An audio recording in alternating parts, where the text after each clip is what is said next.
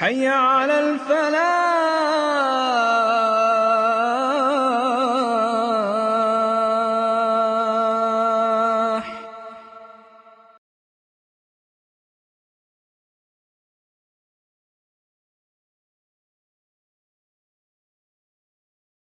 الحمد لله وكفى والصلاة والسلام على عباده الذين اصطفى أما بعد فأعوذ بالله من الشيطان الرجيم بسم الله الرحمن الرحيم وإذ قال ربك للملائكة إني جاعل في الأرض خليفة قالوا وتجعل فيها من يفسد فيها ويسفك الدماء ونحن نسبح بحمدك ونقدس لك قال إني أعلم ما لا تعلمون صدق الله العظيم رب اشرح لي صدری ویسر لی امری واحلل عقدۃ من لسانی یفقہوا قولی۔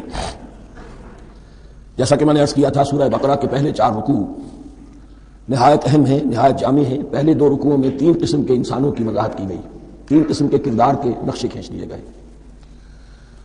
تیسرے رکوع میں قرآن مجید کی دعوت کا خلاصہ آ گیا، توحید فی العقیدہ، توحید فی العمل، یعنی عبادت اللہ کی، ایمان بالرسالت، قرآن مجید کو منزل من اللہ کلام ماننا۔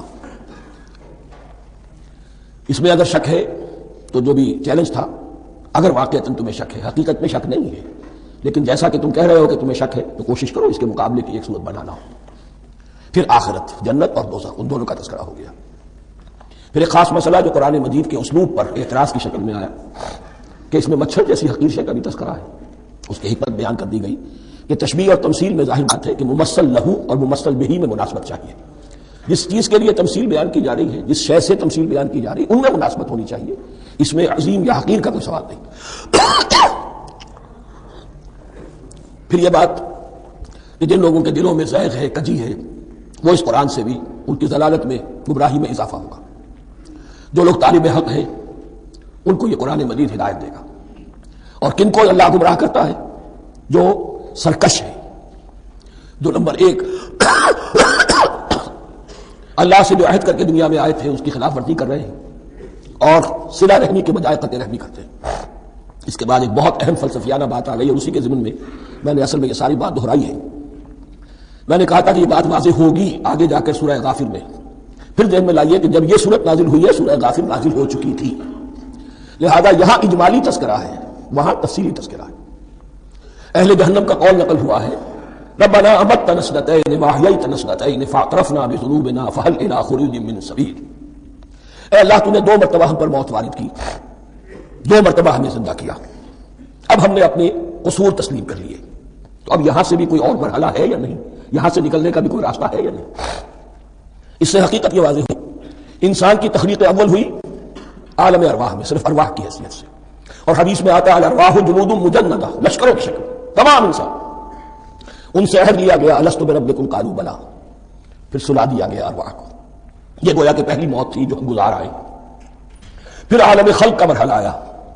عالم خلق میں یہ تناسل کے ذریعے سے رحم مادر میں جب ایک جنین تیار ہوتا ہے تو ایک حدیث ہے حضرت عبداللہ بن مسعود سے، 4 مہینے کا جب جنین ہو جاتا ہے تو اس کے بعد وہ روح لا کر اس میں پھونک دی جاتی ہے۔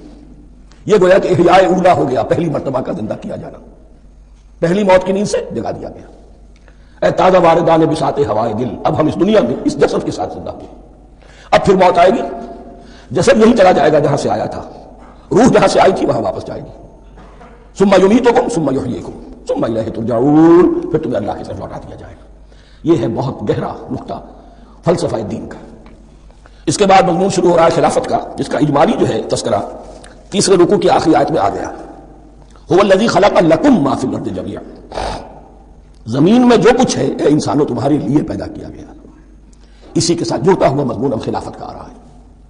وَإِذْ قَالَ رَبُّكَ لِلْمَلَائِكَةِ إِنِّي جَاعِلٌ فِي الْأَرْضِ خَلِيفَةً، اور یاد کرو جب کہ کہا تھا تمہارے رب نے فرشتوں سے، میں بنانے والا ہوں زمین میں ایک خلیفہ۔ اب خلیفہ کی حقیقت کو سمجھیے، خلیفہ کسے کہتے ہیں؟ نائب۔ عام طور پر لوگوں کو مغالطہ ہوتا ہے کہ خلیفہ جانشین جو ہے وہ تو کسی کی موت کے بعد ہوتا ہے، زندگی میں تو نہیں ہوتا۔ لیکن یہاں اصل میں ہمارے لیے بہت آسان ہے، انسان کی جو اصل حقیقت ہے اس دنیا میں اس کو سمجھنے کے لیے یوں سمجھیے کہ ہم آج سے 50 سال پہلے انگریز کے غلام تھے۔ ہمارا بادشاہ ملکہ انگلستان میں تھا یا تھی، دہلی میں وائس رائے ہوتا تھا۔ وائس رائے کا کام کیا ہے؟ جو حکم آیا ہے his master his majesty's government کا یا ہر میجسٹیز گورنمنٹ کا جو حکم آیا ہے بلا چون و چرا بغیر کسی تغیر اور تبدل کے نافذ کرے. ہاں جہاں کوئی حکم وہاں سے نہیں ہے تو یہاں کے حالات میں بہترین اپنی رائے قائم کرے، غور و فکر کرے یہاں کی مصلحتیں کیا ہے. جو چیز بھی امپائر کی مصلحت میں ہو اس کے مطابق فیصلہ کر سکتا ہے. بین ہی یہی رشتہ ہے. اللہ ہے لیکن اللہ نے اپنے آپ کو غیب کے پردے میں چھپا لیا ہے. زمین پر انسان ہے. اب انسان کا کام یہ ہے جو ہدایت آ رہی ہے اللہ کی طرف سے اس پر تو بے چون و چرا عمل کرے. جہاں کوئی ایکسپریس ہدایت نہیں ہے، کوئی واضح ہدایت نہیں ہے، وہاں اپنے بیسٹ ججمنٹ کو ایکسرسائز کرے. اسی کا نام اجتہاد ہے. غور و فکر کرے، سوچے، اور جو بات روح دین کے زیادہ سے زیادہ مطابقت رکھنے والی ہو اس کو اختیار کرے. نہیں یہی رشتہ ہے در حقیقت رشتہ خلافت کہ جو اللہ اور انسان کے مابین ہے. اب یہ جو دی گئی ہے یہ حیثیت تمام انسانوں کو دی گئی ہے. پوٹینشلی ہر انسان اللہ کا خلیفہ ہے. لیکن جو اللہ کا باغی ہو جائے، جو خود حاکمیت کا مدعی ہو گیا، گویا کہ وہ باغی ہے. اب اگر شاہ جہاں بادشاہ تھا، اس کا کوئی ولی عہد تھا، اور ولی عہد جو ہے صبر نہیں کر سکتا، اپنے باپ کی زندگی ہی میں بغاوت کر دیتا ہے، حکومت حاصل کرنا چاہتا ہے، تو اب وہ کیا ہے؟ واجب القتل ہے. جو لوگ بھی حاکمیت کے مدعی ہو گئے، ویسے تو حقیقت واجب القتل ہے لیکن دنیا میں مہلت دی ہے اللہ نے. یہ دارالامتحان ہے، فوراً قتل نہیں کرتا، فوراً ختم نہیں کرتا. وَلَوْلَا كَلِمَةٌ سَبَقَتْ مِن رَبِّكَ إِلَىٰ أَجَلٍ مُّسَمًّى لَقُضِيَ بَيْنَهُمْ. اگر یہ پہلے بات طے ہو چکی ہوتی، ایک وقت معین تک کے لیے انہیں مہلت اللہ نے نہ دی ہوتی تو اللہ فیصلہ چکا دیتا. لیکن مہلت دی ہے. لیکن کم سے کم اتنی سزا ملتی ہے کہ اب وہ خلافت کے حق سے محروم کر دیے گئے. گویا کہ اب خلافت دنیا میں ہوگی خلافت المسلمین. صرف وہی شخص کہ جو اللہ کو مانے اپنا حاکم مطلق، وہ خلافت کا اہل ہے. تو یہ چند باتیں خلافت کی اصل حقیقت کے ضمن میں یہیں پر سمجھ لیجیے. وَإِذْ قَالَ رَبُّكَ لِلْمَلَائِكَةِ إِنِّي جَاعِلٌ فِي الْأَرْضِ خَلِيفَةً قَالُوا أَتَجْعَلُ فِيهَا مَن يُفْسِدُ فِيهَا وَيَسْفِكُ الدِّمَاءَ وَنَحْنُ نُسَبِّحُ بِحَمْدِكَ وَنُقَدِّسُ لَكَ. اور یاد کرو جب کہ تمہارے رب نے کہا تھا فرشتوں سے کہ میں زمین میں خلیفہ بنانے والا ہوں، انہوں نے کہا کہ کیا تو بنائے گا اس میں جو فساد مچائے گا اس میں اور خوریزی کرے گا. وَنَحْنُ نُسَبِّحُ بِحَمْدِكَ وَنُقَدِّسُ لَكَ. ہم آپ کی تسبیح اور تحمید اور آپ کی تقدیس میں لگے ہوئے ہیں. قَالَ إِنِّي أَعْلَمُ مَا لَا تَعْلَمُونَ. فرمایا میں جانتا ہوں جو تم نہیں جانتے. اب یہاں سوال پیدا ہوتا ہے کہ فرشتوں کو یہ گمان کیسے ہوا، یہ خیال کیسے ہوا؟ دو رائے ہیں اس میں. ایک تو یہ کہ انسان کی تخلیق سے پہلے اس دنیا میں جنات تھے اور انہیں بھی کچھ اللہ نے تھوڑا سا اختیار دیا تھا اور انہوں نے یہاں فساد مچایا. انہیں پر قیاس کرتے ہوئے فرشتوں نے سمجھا کہ انسان بھی پھر زمین میں فساد مچائے گا، خوریزی کرے گا. ایک دوسری اصولی بات یہ کہی گئی ہے کہ خلافت کا لفظ استعمال ہوا تو اس کے معنی ہے کہ کوئی نہ کوئی اختیار بھی ملے گا. جنات کے بارے میں خلافت کا لفظ کہیں نہیں آیا، انسان کے بارے میں آ رہا ہے. خلیفہ بالکل بے اختیار نہیں ہوتا، جیسا کہ میں نے عرض کیا. جہاں واضح حکم ہے تو اس کی تو تنفیذ، یہاں نہیں ہے وہاں اپنی رائے سے جتنا بھی بہتر سے بہتر سوچ سکتا ہو انسان رائے قائم کرے. یہ اختیار جو ہے ظاہر بات ہے جہاں اختیار ہوگا صحیح استعمال ہونے کا بھی امکان ہے، غلط استعمال ہونے کا بھی امکان ہے.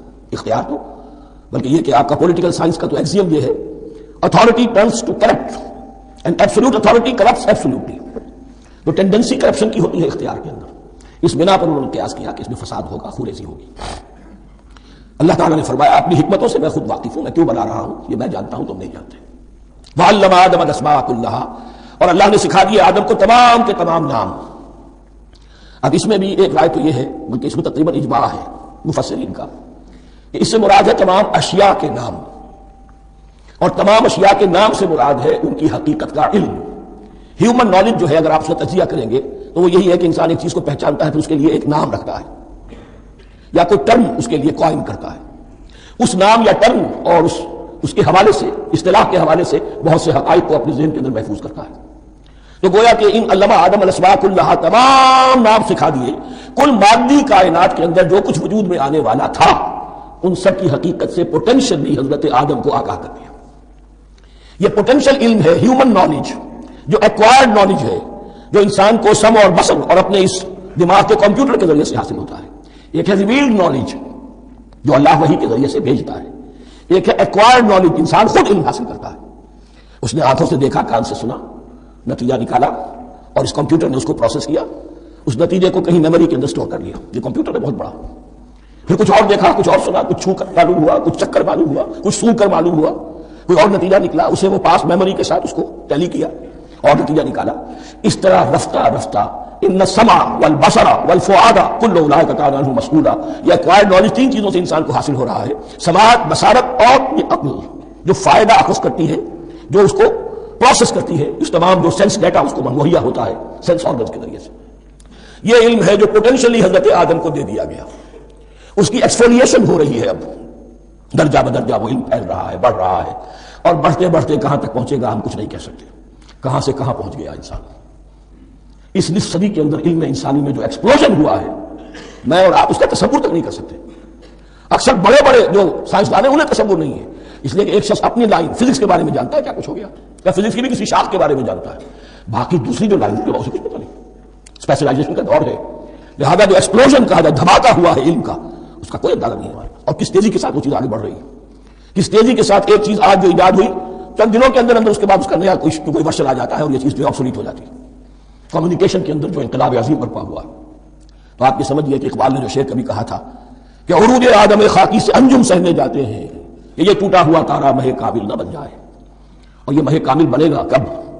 جب دجال کی شکل اختیار کرے گا. دجال کون ہوگا؟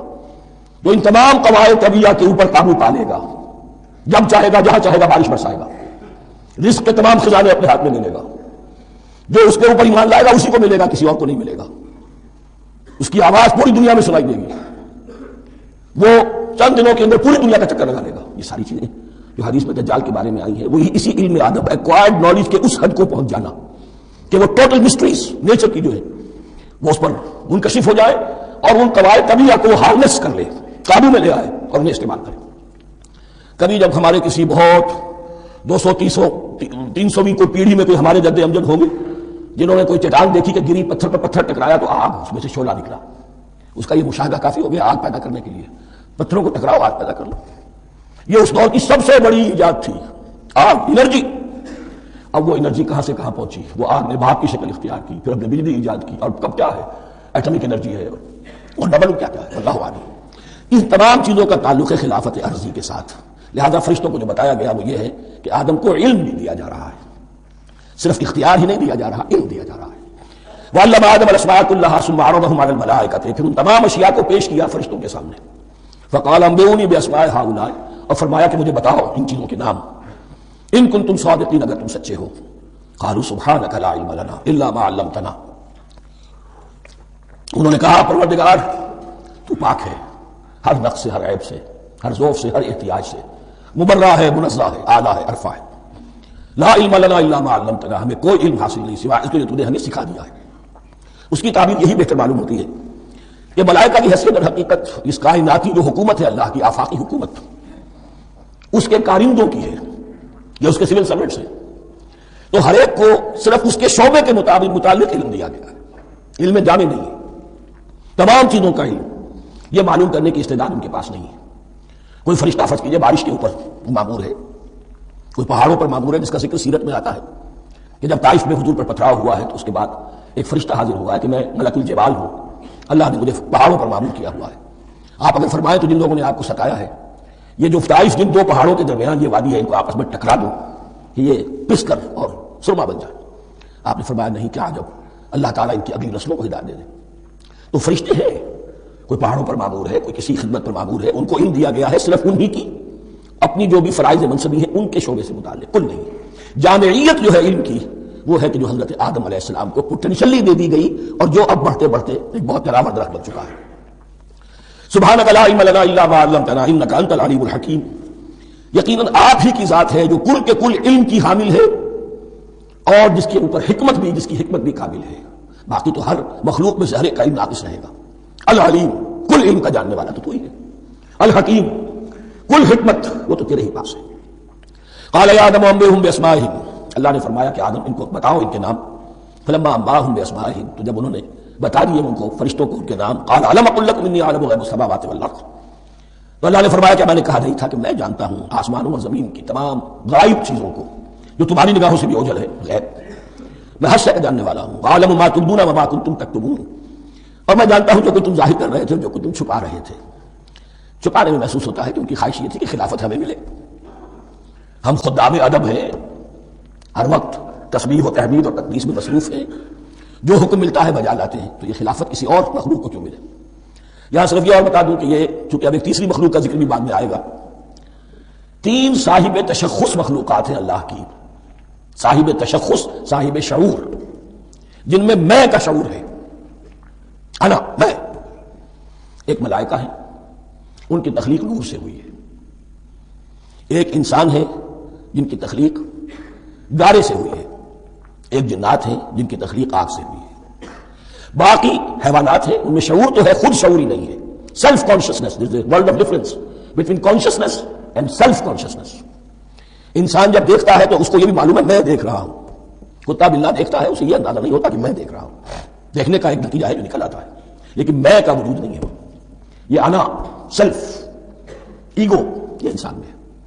جنات میں ہے، شعور میں، اور فرشتوں میں ہے. ایک نوری مخلوق، ایک ناری مخلوق، ایک زمین کے اس کرسٹ میں، یہ جو مٹی اور گارے، مٹی اور پانی کا جو ملغوبہ ہے گارے کی شکل میں، اس سے بنا ہے. قال يا آدم أنبئهم بأسمائهم فلما أنبأهم بأسمائهم قال ألم أقل لكم إني أعلم غيب السماوات والأرض وأعلم ما تبدون وما كنتم تكتمون.